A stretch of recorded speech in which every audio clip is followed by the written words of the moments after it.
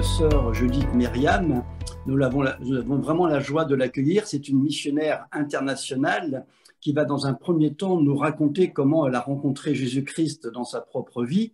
Je vais lui laisser le soin d'ailleurs de se présenter plus amplement au cours de son témoignage, car son CV est impressionnant, mais il fait partie intégrante de son propre témoignage. Sœur Judith Myriam, c'est à vous.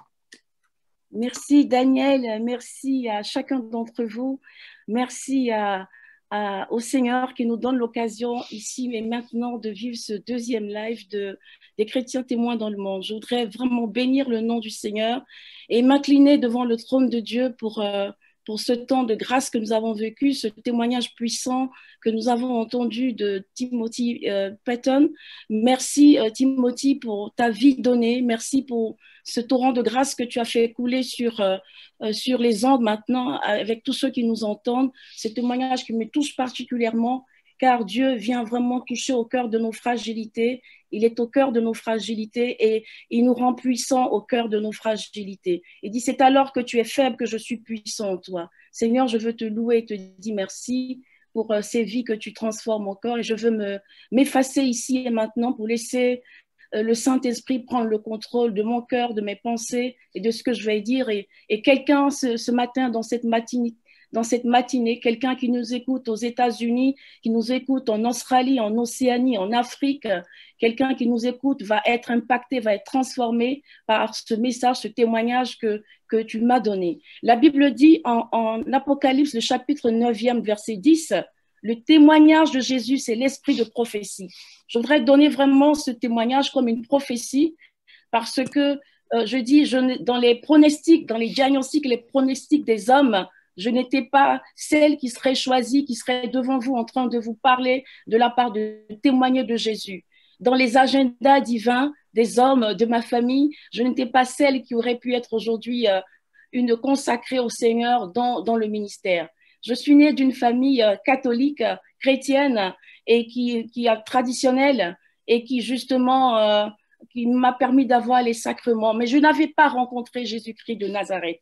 Et c'était quelque chose de très difficile pour moi dans la mesure où, dans mon enfance, j'avais été abusée sexuellement. Et c'était quelque chose que j'avais même refoulé. Et je me souviens qu'à l'âge de 4 ans, j'étais très heureuse d'entendre le témoignage de Peyton parce qu'à 4 ans, lui, il rencontrait Jésus. Moi, à 4 ans, j'étais abusée. Vous voyez, et ça c'est quelque chose qui m'avait marqué, mais je l'avais enfoui et ça avait développé un certain type de comportement et de caractère. Quand vous allez voir les psychologues, ils vous diront que les personnes qui ont été victimes d'abus sexuels ont plusieurs difficultés, notamment les difficultés à faire confiance à l'autre, la peur d'être trahi, manipulé, la méfiance, l'insécurité affective et bien d'autres mots. Et donc, cet abus sexuel a été comme une trace sur ma vie. Et à l'âge à mon adolescence, j'ai été comme poursuivie, rattrapée par cela. J'ai été violée cette fois-ci à plusieurs reprises. Il y avait comme un esprit de viol, de rapt, un esprit qui voulait attenter à ma destinée prophétique par ce type d'agression et spécialement sexuelle.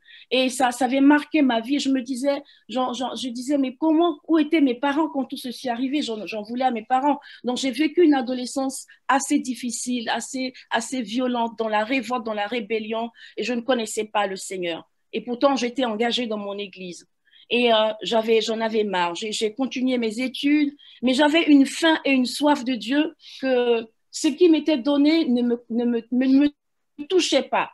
Pour moi, l'écriture, c'était une légende. Pour moi, la religion, c'était l'opium du peuple. C'était pour endormir les gens parce que je ne voyais pas un évangile puissant, concret, capable de me transformer. Et je me disais, si l'évangile n'était pas capable de me transformer, mais à quoi ça sert d'aller à l'église? Si Dieu n'est pas capable de nous guérir, c'est un mensonge. Et j'étais dans cette véritable rébellion et je discutais beaucoup. Pour moi, j'étais d'accord avec Nietzsche. Dieu était mort puisqu'il n'était même pas capable de toucher à cette vie. Et je vivais à cause des abus successifs et des viols J'étais rentrée dans mon corps n'était plus le temple du Saint-Esprit. Donc, je vivais une vie de débauche, je vivais une double vie. Aujourd'hui, on ne dénonce plus ces choses-là, mais je vivais dans la fornication. Mon corps n'était pas le temple du Saint-Esprit. Il y avait en moi comme un combat, le combat de vivre selon Dieu. Il y avait un grand idéal de connaître Dieu. Et puis en même temps, dans la réalité, je n'arrivais pas à vivre cette vie de sainteté, cette vie tournée vers le Seigneur, tournée vers le royaume. Car quand j'étais toute petite, je me souviens qu'il y avait un camp d'évangélisation. C'était des Américains qui étaient venus dans mon pays d'origine, la Côte d'Ivoire. Et dans ce camp-là, j'avais un grand prédicateur venu des États-Unis qui prêchait. Et j'étais de passage avec ma famille et j'ai entendu la parole de Dieu. Et là, j'ai entendu un cantique qui disait « Quel est cet homme qui est Jésus? Il guérit les malades. Il a changé la vie de Marie-Madeleine. C'est le nom de Jésus. » Et ça m'avait déjà impacté. J'étais à l'école primaire. Je désirais rencontrer ce Jésus qui est capable de transformer la vie de Zachée, capable de transformer la vie de Marie-Madeleine, capable de guérir les malades. Et j'avais cette soif. Et pourtant, ma vie était aux antipodes de cette parole. Et vous savez, mes amis, vous qui nous écoutez, je voudrais vous dire que, quel que soit par quoi vous traversez, la faim et la soif de Dieu, le désir que vous avez de Dieu, Dieu répond toujours au désir. Il dit en Matthieu, heureux ceux qui désirent vivre ardemment comme Dieu le demande, il le leur accordera. Et je voudrais vraiment, vous qui passez par des moments de dépression, par des moments où vous avez rétrogradé, vous vivez dans une double vie, dans votre église, vous présentez un visage de quelqu'un qui est pieux, religieux, mais en réalité, vous régnez la puissance de l'évangile. Je voudrais vous dire qu'il y a de l'espoir pour vous, car si vous criez à Dieu, il entend le cri de ceux qui ont faim et soif de lui. Et j'étais dans cette quête et je savais dans mon cœur que j'appartenais à Dieu, que j'avais un appel, mais je n'arrivais pas à le manifester véritablement, j'arrivais pas à comprendre à quoi il correspondait. Et je me souviens que une fois, j'avais voulu, comment dire ça, me donner à Jésus, mais j'arrivais pas parce que pour moi, rationnellement, je ne connaissais pas Jésus comme une personne. J'avais pas fait de rencontre avec lui et j'étais addict à la cigarette. J'allais en boîte de nuit. J'avais plusieurs addictions, la boulimie, la pornographie. J'étais vraiment dans l'impureté, dans la saleté. Et je parle à quelqu'un ici qui m'entend, c'est après, en ce milieu du jour, je parle à quelqu'un qui est dans l'impureté, dans la pornographie. Je parle Dieu est capable de te délivrer, de te sortir, oui, de cette impureté.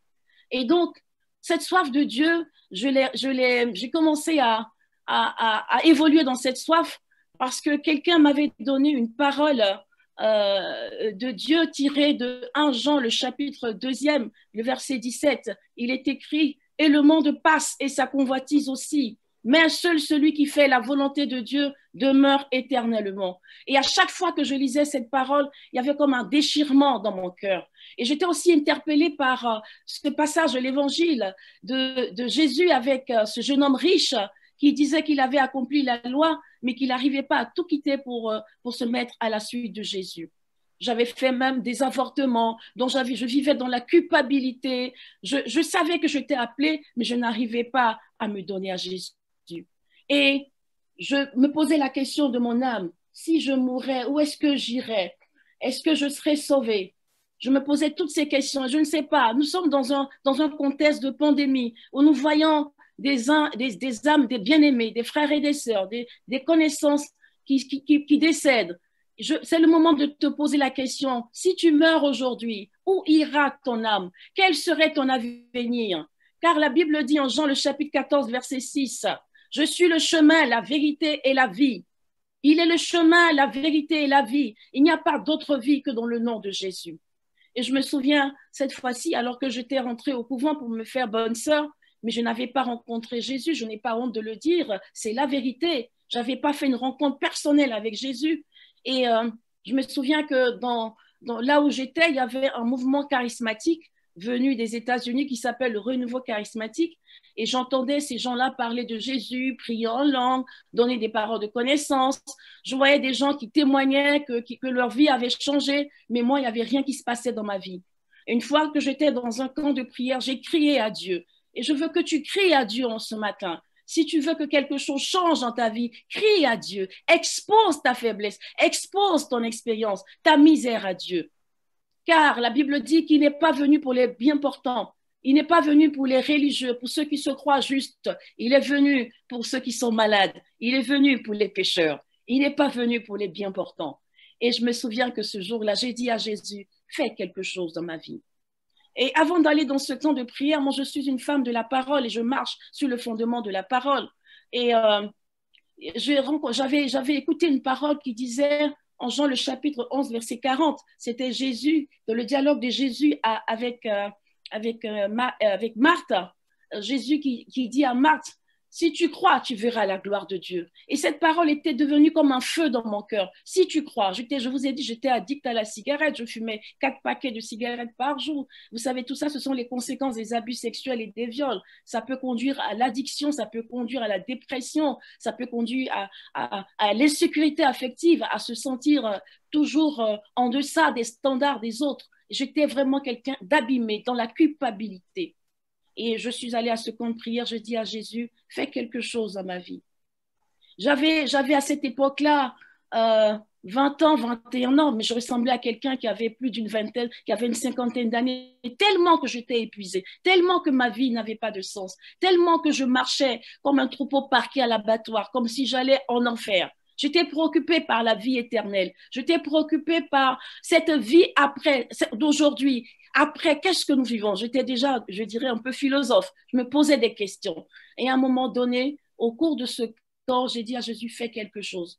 Et cette parole de si tu crois, tu verras la gloire de Dieu, j'ai fait un pas de foi. J'ai dit à Jésus, je te donne cet espace, fais quelque chose dans ma vie. Vous savez, le péché a pour conséquence de nous endurcir.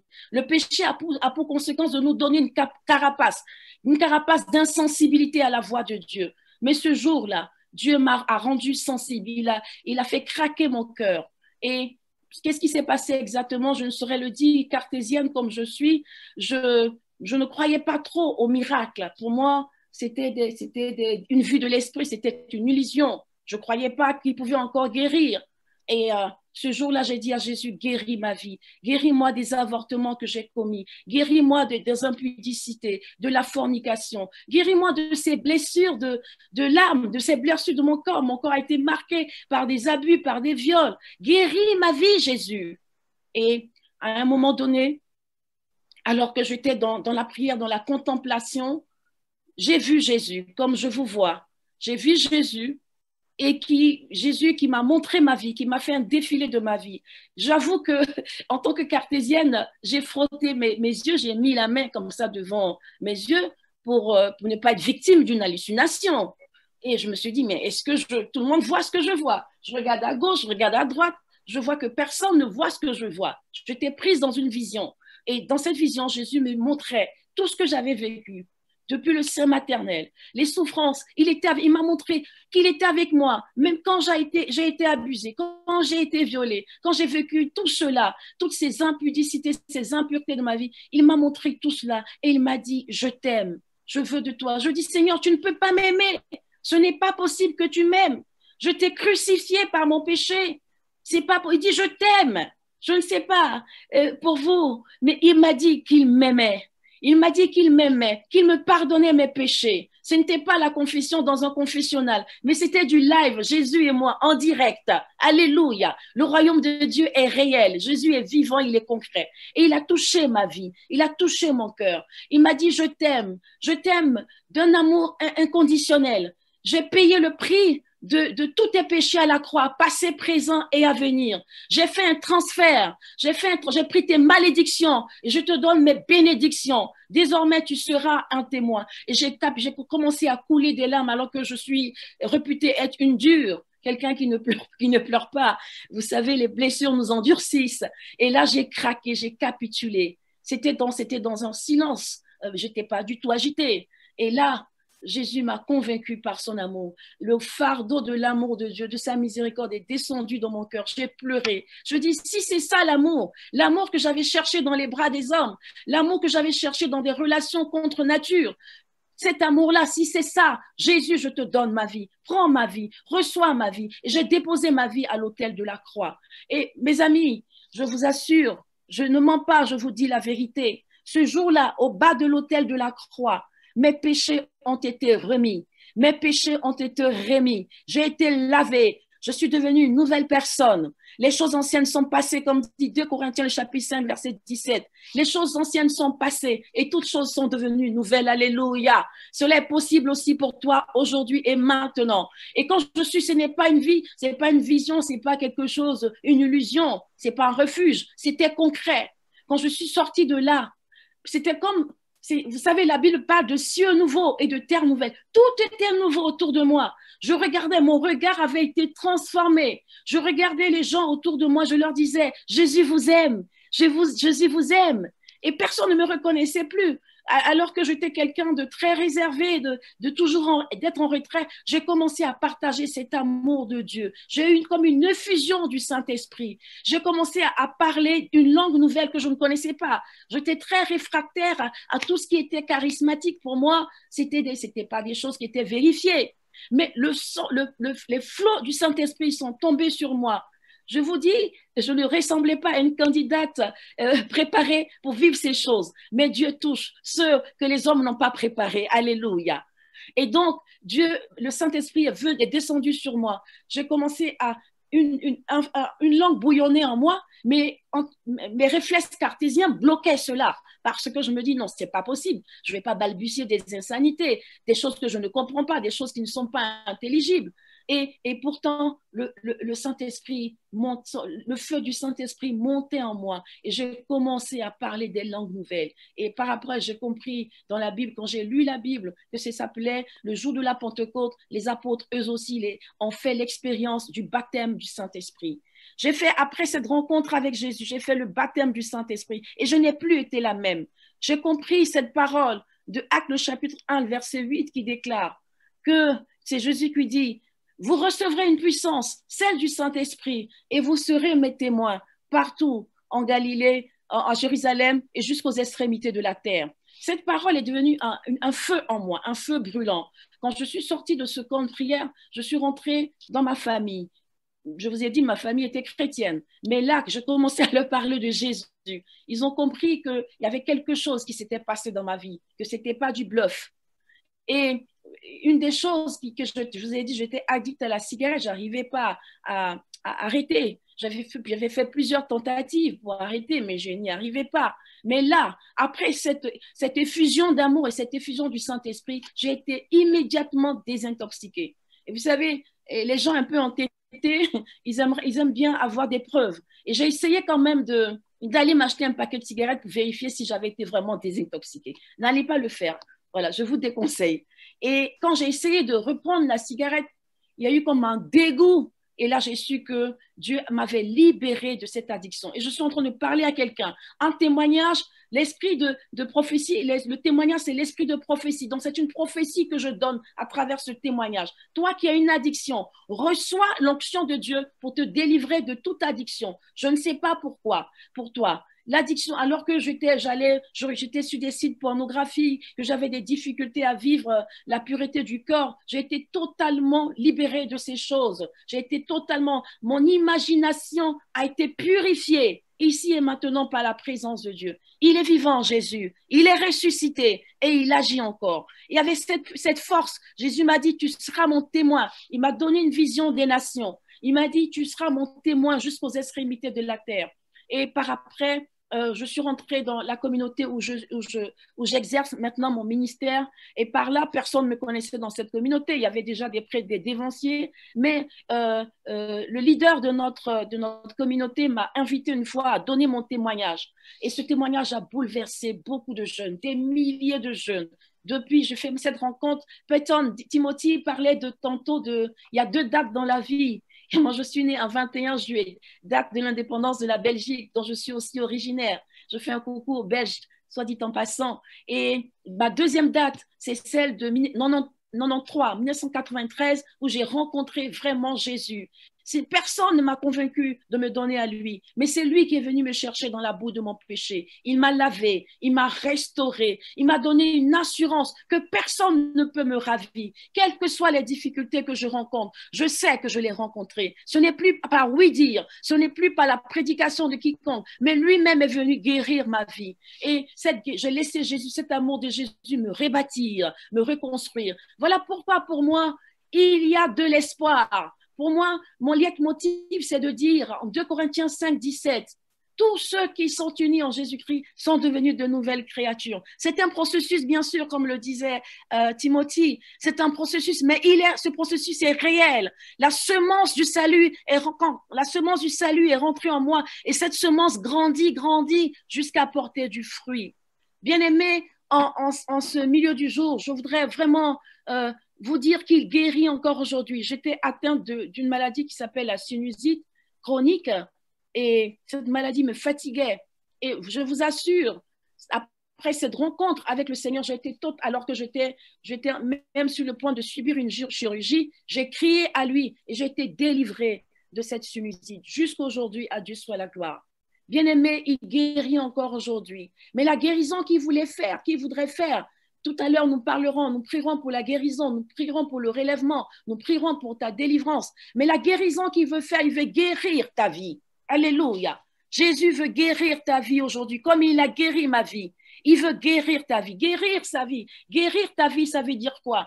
C'est que de la femme faible, de la femme piétinée, oppressée, compressée que tu es, Jésus veut faire de toi une femme restaurée, une femme debout, une femme capable d'être utilisée comme un instrument de feu. Je dis très souvent aux personnes qui m'écoutent, je leur dis, vous savez, quand vous êtes abîmés, quand votre histoire est détruite, vous êtes les bons candidats pour Dieu. Excusez-moi, ce n'est pas un concours. Mais Dieu sélectionne ce qu'il y a de petit, ceux sur qui on ne comptait pas. Dans le témoin, tantôt, quand Daniel me demandait de me présenter, j'ai oublié de me présenter parce que pour moi, je dois présenter Jésus. La personne qu'il faut présenter ici et maintenant, ce n'est pas moi, c'est Jésus. Mais je vais dire aussi ce que Jésus a fait pour moi. Alors que dans ma famille, moi, je suis née dans une famille, il y a beaucoup de filles. Nous sommes 5 filles successivement. Et j'ai eu cette blessure du genre parce que quand je suis née, on attendait un homme, un garçon. Mon père n'est pas venu me voir à l'hôpital. Je ne l'accuse pas, je l'aime beaucoup. Mais dans sa culture et sa tradition, c'est les hommes qui sont les plus cotés. Et donc, j'ai souffert de cette blessure d'être une femme dans ma féminité. Je n'acceptais pas cette féminité parce que je voulais plaire à mon père. Et cette blessure a été très profonde pour moi. Et donc, j'ai pris des comportements de petit garçon. Je m'identifiais à un garçon. Et ça a eu des conséquences très lourdes. Et quand Jésus est venu me rencontrer, il m'a redonné ma féminité. Il m'a réappris à aimer mon genre féminin. Alléluia! Car la femme est une collaboratrice de choix de Dieu. C'est une collaboratrice de choix du Saint-Esprit. Alléluia! Et je voudrais vraiment dire à quelqu'un, à une femme qui m'écoute, à une femme, à une maman, à une jeune fille, à une adolescente qui m'écoute, à des hommes qui m'écoutent, tous ceux qui ont été brimés dans leur genre, tous ceux qui n'ont pas aimé le genre dans lequel Dieu les a créés, je voudrais vous annoncer une bonne nouvelle. Dieu vous aime, il est capable de restaurer votre genre, d'apprendre à vous aimer, à retrouver votre estime de soi, à savoir que vous êtes une flèche acérée dans le carquois de Dieu et que Dieu veut travailler avec vous avec puissance, quelle que soit votre vie, d'où vous venez. Et aujourd'hui, qu'est-ce qui se passe? Aujourd'hui, je suis devenue un témoin de Jésus. Depuis plus de 27 ans, je parcours les nations pour donner ce témoignage de comment Jésus guérit les vies. Parce que être un témoin, c'est quelqu'un qui est rentré dans le processus de la guérison de sa vie. Alléluia. Et Dieu veut guérir ta vie. Il veut guérir tous les aspects de ta vie. Il veut guérir ta personne, ta vie émotionnelle, ta vie sentimentale. Il veut guérir ton histoire. Il veut guérir les fondements de ta famille. Il veut guérir les liens familiaux, les liens parentaux. Il veut guérir toutes ces choses. Je vous ai dit, j'avais du mal avec l'autorité parce que l'abus sexuel que j'ai vécu dans mon enfance était lié à une personne de ma famille qui avait autorité sur moi. Et donc, j'étais rebelle à l'autorité. Et Dieu est venu me restaurer. Il est capable de le faire. Tous ceux qui sont rebelles à l'autorité. Et ça va jusque loin parce que c'est difficile même d'accepter Dieu comme Père, la paternité de Dieu. Dieu aussi est capable de vous restaurer aujourd'hui. Je veux maintenant à la chute de ce témoignage, maintenant, je veux appeler ici et maintenant à l'autel de Dieu, à l'autel de la croix. Alléluia. Parce qu'ici, nous avons élevé Bethel, nous avons élevé Golgotha, nous avons élevé l'autel de la croix. Je veux que tu viennes avec ton passé, avec ton histoire, avec ta vie compressée, démantelée. Je veux maintenant que tu viennes. C'est vrai, tu as rencontré peut-être Jésus, tu as déjà donné ta vie, mais est-ce que ta vie est guérie? Est-ce que tes relations avec tes parents, est-ce que tu es guéri de ton histoire, de ton passé, de ton divorce, de ta séparation?